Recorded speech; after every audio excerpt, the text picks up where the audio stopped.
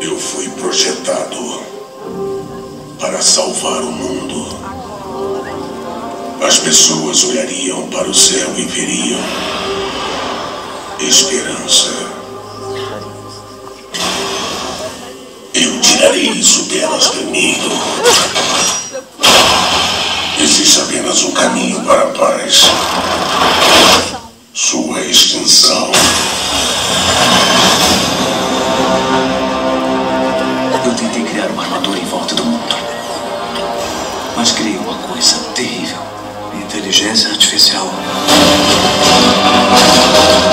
É chamado de programa Outro.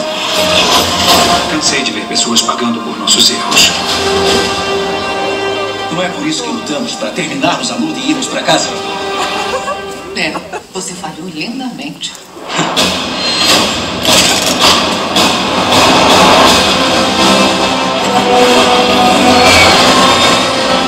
Aqui estamos nós.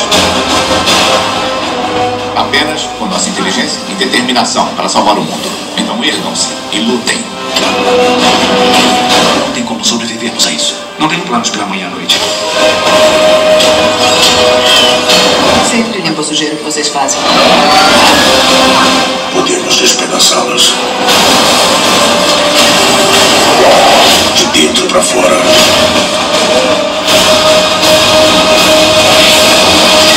O melhor que pode fazer é isso! Tinha que perguntar.